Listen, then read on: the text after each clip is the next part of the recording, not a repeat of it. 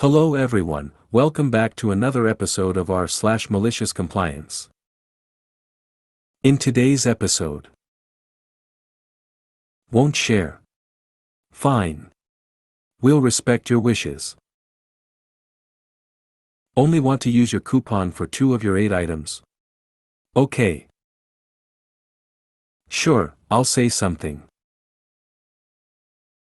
Before we get started, make sure to subscribe so you will never miss a video.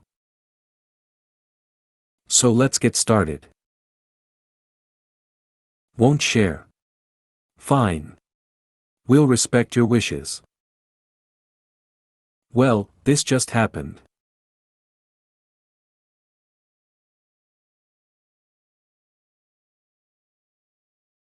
We have a regular hangout day at either one of the houses.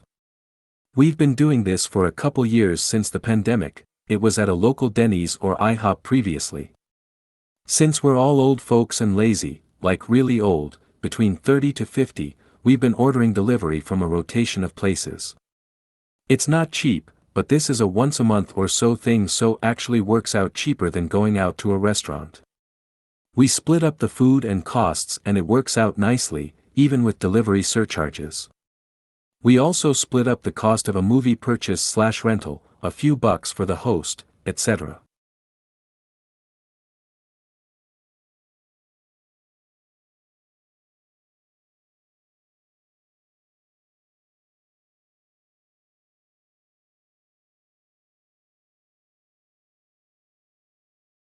And I do mean we're lazy in that none of us can be bothered to tally up individual costs and tips and do highly complex math involving decimals and numbers over 10 on our leisure time.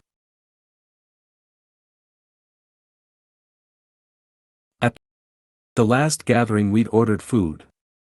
The new guy, co-worker of the host, complained that it was too expensive and he didn't think it was fair as he doesn't eat a lot. He ordered a small wing plate of 6 wings and paid exactly for that plus the tax. No tip, no split of the surcharges. When the food arrived, you guessed it, he ate some of everything. Took a share of the leftovers too. So this past weekend we were ready. When it came time to order, we insisted that he order separately from us. It's only fair. We have to respect his wishes. Yeah man, we're thinking of you. You're right man. It's not fair to you. Our portion came to $160. Sounds like a lot, but it was a ton of food split among 4 of us. His bill? $30. This for 6 chicken wings and some sauce. Not sure how long he'll continue. It was a bit cruel, but we're *** holes, all of us. Only want to use your coupon for 2 of your 8 items. Okay. I used to work in a shoe store that would do buy one get one half off sales occasionally. Now, this store's POS would automatically discount the 2nd, 4th, 6th, most expensive items, unlike others where the cheaper half of the items would be the discounted items, and if you wanted to optimize your savings you would have to split your items into several purchases. We also had coupons that you could use on top of the sale. So I had a lady who was trying to split all her items up into closely price-matched pairs to get the best deal, and asked to use her coupon on the most expensive pair of items. My poor part-time associate got confused and looked at me for help. I realized what the customer was trying to do, and explained that the computer already gave you the best deal based on the prices of the items you purchase, and if she put them all together she could use the coupon on everything instead of just 2 items. This lady looks at me with the most condescending look I have ever seen, points at herself, and says, math major. So I smiled and instructed my part-timer to just split them up as she asked and only use the coupon on the one purchase. I hope to this day that she eventually figured out what I was explaining to her. Sure, I'll say something. I work in security for a major US manufacturer which, despite all its flaws, is a much better job than any I've held in the past. After I was hired, my manager warned me that HR has an outsized role in the company compared to others I may have encountered.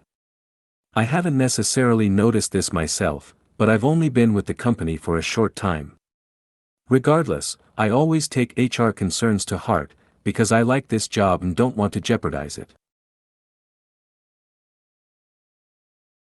Now the strangest thing about this job, to my mind, is that employees do not have access to the company's policies. I have asked for a copy of the employee policy manual more than once, and have been repeatedly told that such a thing doesn't exist.